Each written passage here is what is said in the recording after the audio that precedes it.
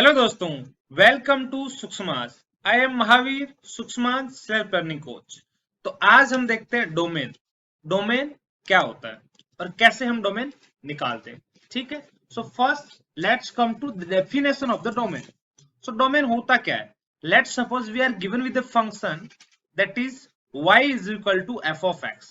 Okay, we are given with the function that is written in the form of y is equal to in terms of x. So what is domain? Basically the set of values of x, the set of values of x for which y is defined, is called domain. देखो इसका मतलब क्या है actually, is called domain. देखो domain क्या है? This is the collection of that values of x जिसके लिए हमें एक डिफाइंड वैल्यू ऑफ वाई मिल रही है। मतलब जैसे कि हमारे पास एक फंक्शन दिया हुआ है, फॉर एग्जांपल हमने कंसीडर किया example y is equal to 1/x। ये एक फंक्शन दिया गया है, ठीक है। तो डोमेन का मतलब क्या हुआ? हमें इसमें से वो x की वैल्यू लेनी है जिसपे हमें एक y की वेल डिफाइंड वैल्यू मिल जाए। जैसे let's suppose x is equal to 1 रखा है, इसमें y कितना आया? 1 आया। एक डिफाइंड वैल्यू ऑफ y मिल गई। लेट सपोज आपने इसमें x is equal to half रखा तो y की वैल्यू कितनी मिल गई? 2 मिल गई। तो y की हमें एक डिफाइंड वैल्यू मिल रही है ना। लेट सपोज आपने x इज इक्वल टू 2 रखा तो y की वैल्यू कितनी मिल गई? हाफ मिल गई। ऐसे करते करते आप सारी वैल्यू रखते हो इसमें x की, बट कौन सी वैल्यू नहीं रख सकते? वो कौन सी है? x is equal to 0। ऐसे करते करते आपने x इज इक्वल टू 0 रखा, क्या मिला बताओ? अगर आप इसमें x इज इक्वल टू 0 रखोगे तो y की वैल्यू क्या मिलेगी आपको? अरे 1/0। y इज इक्वल टू 1/0 means y is completely nonsense actually. ठीक है, इसका मतलब अब की बार हमें x is equal to 0 put करने पे या इनपुट हमें 0 देने पे आउटपुट जो मिल रहा है वो नॉनसेंस मिल रहा है। मतलब आउटपुट है वो एक डिफाइंड वैल्यू है ही नहीं, नॉट डिफाइंड है। नॉनसेंस या you can call it as a not defined actually. ठीक है, the technical word is not defined, है ना। तो इसका मतलब इसका डोमेन क्या हुआ? डोमेन क्या है? x belongs to r except 0। मतलब डोमेन मतलब वो x की वैल्यू जो इसमें रखी जा सकती है जिसके लिए हमें एक डिफाइंड वैल्यू ऑफ y मिले। तो आप इसमें कुछ भी रख सकते हो एक्सेप्ट वन वैल्यू, कौन सी? 0 के अलावा आप कुछ भी रख सकते हो इसमें। ठीक है, तो आपने क्या देखा? यहाँ नोट करने वाली चीज क्या है बेटे? कि जो डिनोमिनेटर में है क्वांटिटी वो कभी 0 नहीं बननी चाहिए, है ना। In any function, denominator should not be equal to 0। हमने यही सीखा यहां से, denominator should not be equal to 0। Denominator should not be equal to 0। Denominator should not be equal to 0। Denominator should not be equal to 0। ठीक है, हाँ, क्योंकि अगर डिनोमिनेटर 0 हो गया तो उस केस में क्या हो जाएगा? y कैसा आ जाएगा आपके पास? y नॉट डिफाइंड हो जाएगा, जो कि अपने को नहीं चाहिए। हमें तो y की डिफाइंड वैल्यू चाहिए। तो ये पॉइंट नंबर 1 जो ध्यान देने वाला था। अब दूसरा पॉइंट देखते हैं भाई, डोमेन निकालते वक्त और क्या चाहिए हमें। तो वो भी मैं एग्जांपल के थ्रू एक्सप्लेन करता हूँ कि क्या आउटकम निकल के आता है। Let's suppose we have taken another example of the function that is y is equal to under root of x। ठीक है, अब इसका मुझे डोमेन निकालना है। डोमेन अभी मैंने बोला था ये क्या है? Collection of that values of x जिसके लिए हमें y डिफाइंड मिले। लेट सपोज आपने x इज इक्वल टू 1 रखा, y कितना मिला आपको? 1 मिला। x इज इक्वल टू 2 रखा, कुछ ना कुछ y मिलेगा अंडर रूट 2। तो ऐसे करते करते आप y रखते गए, x रखते गए एंड y आपको मिलता गया। और कभी किसी ने सोचा कि x इज इक्वल टू 0 रखो। ठीक है, x इज इक्वल टू 0 रखो, y कितना आया? 0। अब x is equal to minus के 0.1 रख के देखो, y कितना आएगा? एक इमेजनरी नंबर आएगा। लेकिन मैं यहाँ क्या बोल रहा हूँ, y मुझे कैसा चाहिए? एक रियल नंबर चाहिए जो कि डिफाइंड हो, वेल डिफाइंड हो। ठीक है, हमें इमेजनरी नंबर नहीं चाहिए। तो बताओ कब कब मुझे इमेजनरी नंबर मिलेंगे? जब मैं इनपुट है या कह सकता हूं जब मैं x है वो नेगेटिव पुट करूंगा, तब मुझे क्या मिलेगा? y इमेजनरी मिलेगा, जो कि मैं बोल सकता हूँ कि रियल नंबर नहीं है। मुझे चाहिए सिर्फ y रियल नंबर। तो इसका डोमेन क्या हो गया? मतलब बात यह है कि अंडर रूट के अंदर कौन सी क्वांटिटी रखी जा सकती है, मतलब x की क्या क्या वैल्यू रखी जा सकती है। तो x की वैल्यू रखी जा सकती है ग्रेटर और इक्वल टू 0। मतलब अब अगर हम यहाँ से अगर एक जनरल एक कॉन्सेप्ट बनाना चाहें तो क्या बनाएंगे कि जो इनपुट है मतलब जो x है वो ऑलवेज ग्रेटर और इक्वल टू 0 होना चाहिए।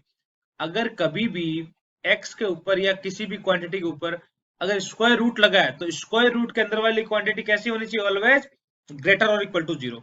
या मैं ऐसा बोल सकता हूँ, इसको लिखने का दूसरा तरीका क्या हो सकता है, इंटरवल फॉर्म में ऐसे लिख सकते हैं, या लोग ऐसे भी लिखते हैं, इसको तीन तरीके से लिख सकते हैं अपन।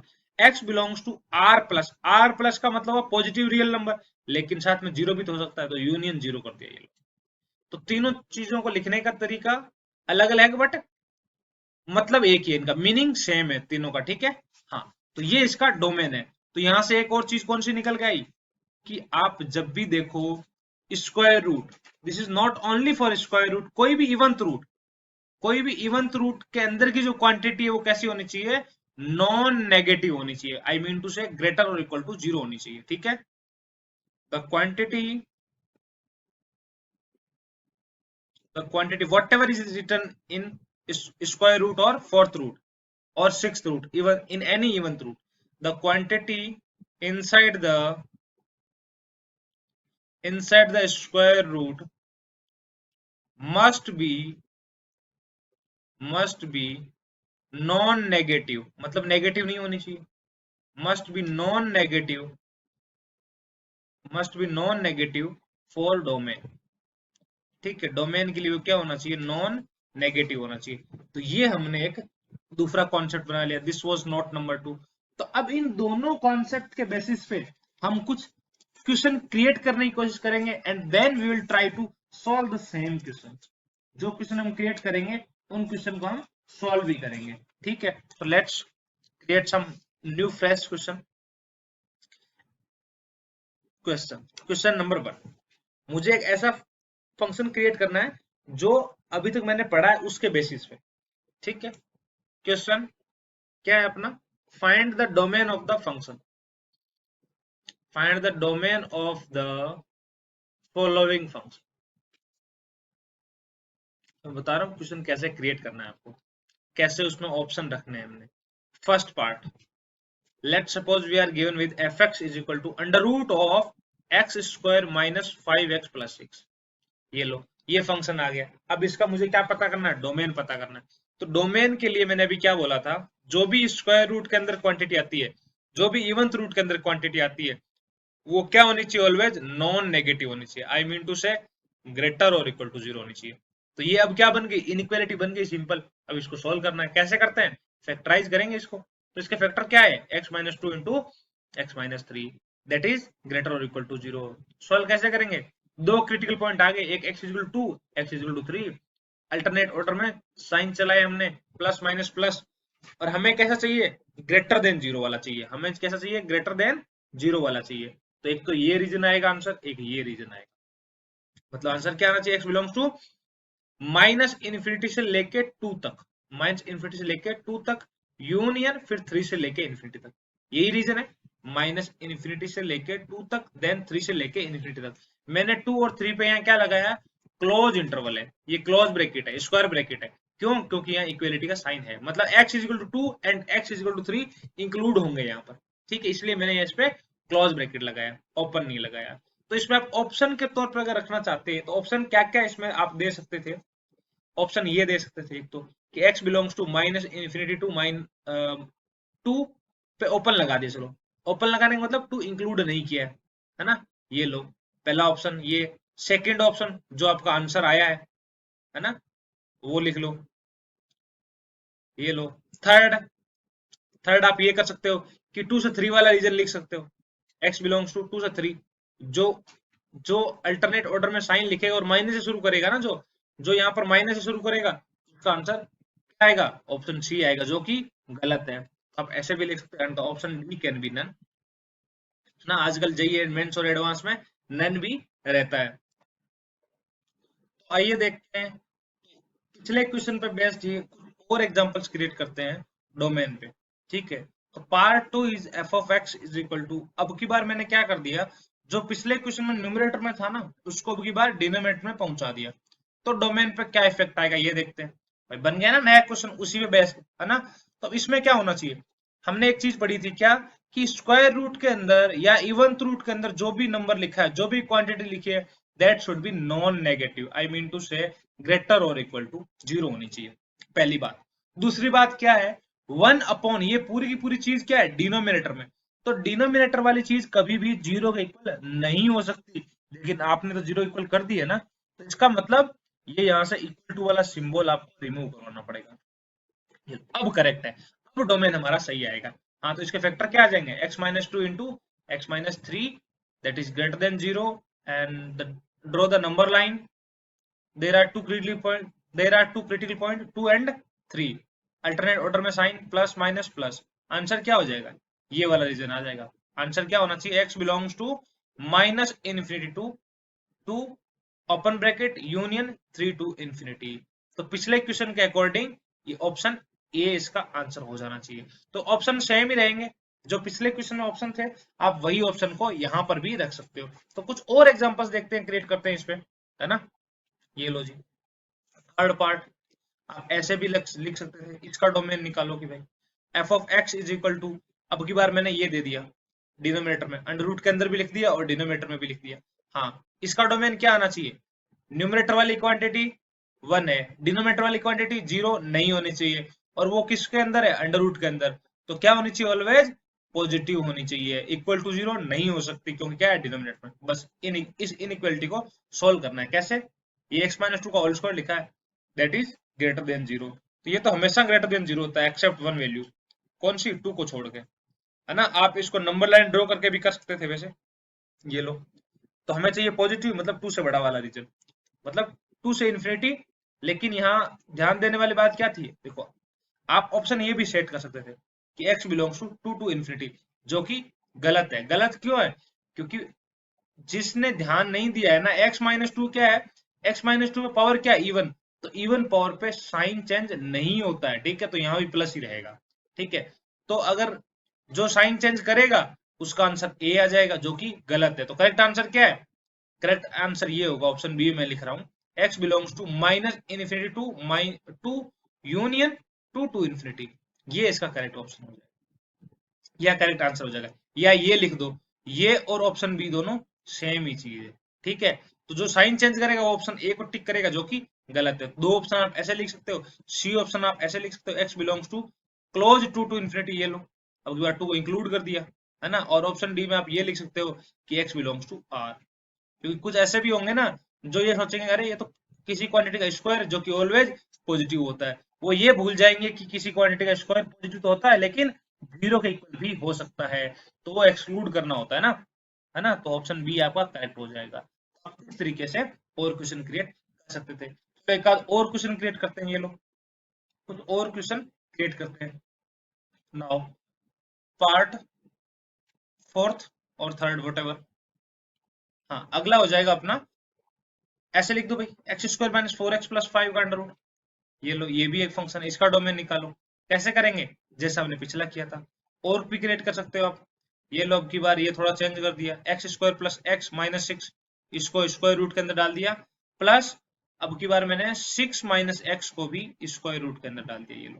तो अब इसका डोमेन क्या आएगा, इसका डोमेन निकालने के लिए क्या करना पड़ेगा, आपको पहले इसका डोमेन निकालना पड़ेगा। लेट सपोज इसका डोमेन क्या है D1, और फिर इसका डोमेन निकालना पड़ेगा। लेट सपोज इसका डोमेन D2 है, तो फाइनल जो डोमेन आएगा ना फंक्शन का डोमेन, वो क्या आएगा, D1 इंटरसेक्शन D2 से मिलेगा, दोनों के डोमेन का कॉमन रीजन लेने से, ठीक है।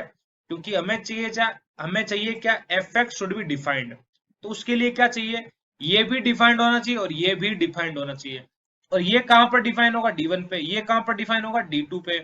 दोनों फंक्शन कहां पर डिफाइन हो गए, जहां पर D1 भी डिफाइन हो, जहां पर D2 भी डिफाइन हो, मतलब दोनों डिफाइंड हो, इसलिए हम दोनों का इंटरसेक्शन ले रहे हैं।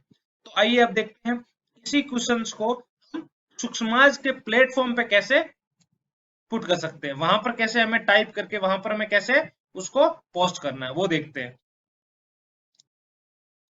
तो सबसे पहले आपको सूक्ष्माज की ऑफिशियल साइट पे जाना है, वहां पर आपको अपनी प्रोफाइल में जाके, प्रोफाइल में जाओगे तो आपको बहुत सारे ऑप्शंस नजर आएंगे, wall, question, e notes, calculations, MCQs. तो वहां पर आप जब एमसीक्यूज सेक्शन में जाओगे तो राइट हैंड साइड में लिखा होगा पोस्ट एमसीक्यूज, ठीक है, उस पर क्लिक करोगे तो आपको इस टाइप का विंडो देखने को मिलेगा, जिसमें यहाँ पर आपने क्वेश्चन टाइप करना है, जैसे मैंने यहाँ टाइप करा find the domain of the function, और जो भी आगे लिखा हुआ है ये क्या है, इक्वेशन लिखी हुई है। इसका मुझे डोमेन निकालना है, अपना फर्स्ट क्वेश्चन जो था वही है ये। ठीक है, तो उसके लिए आप क्या करोगे, इस पे जाके आप इसको एक्सपेंड करोगे तो ये फुल विंडो पे आ गया। एंड देन ये जो एफ ऑफ एक्स लिखा हुआ है इस पे क्लिक करोगे तो यहाँ बहुत सारी टूल लिखी हुई है। ठीक है, जो भी मैथमेटिक्स में यूज होती है, जो भी symbol, notation, under root, square, जो भी लिखा है वो सारा इसके अंदर है।